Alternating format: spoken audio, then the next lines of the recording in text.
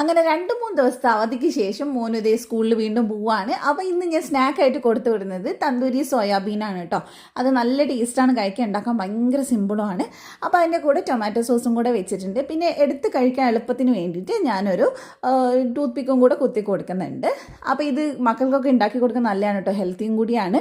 അപ്പോൾ അങ്ങനെ snack ready. ഇനി ലഞ്ചിന് ഞാൻ ഇന്ന് ചോറാണ് കേട്ടോ കൊടുത്തു വിടുന്നത്.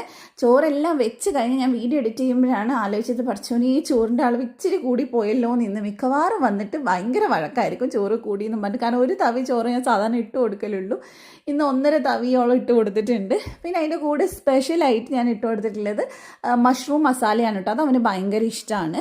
പിന്നെ അതിൻ്റെ കൂടെ ബീട്രൂട്ട് തോരനായിട്ട് വെച്ച് കൊടുത്തിട്ടുള്ളത്. അവന് ഇഷ്ടമുള്ള കുറച്ച് തോരനിൽ ഒന്നാണ് ബീട്രൂട്ട്. അപ്പോൾ അതുകൊണ്ട് അധികം കുറച്ച് കൂടുതൽ വെച്ചിട്ടുണ്ട്. പിന്നെ സ്നാക്കിനെടുത്തുള്ള സോയാബീൻ ചോറിൻ്റെ കൂടെ കഴിക്കാൻ അടിപൊളിയാണ്. അപ്പോൾ അതും വെച്ചിട്ടുണ്ട്. അപ്പോൾ നിങ്ങളൊക്കെ എന്താ കൊടുത്തു വിട്ടേന്ന് ഒന്ന് കമൻറ്റ് ചെയ്യണേ. അടുത്ത വീഡിയോ കാണാം. ബൈ.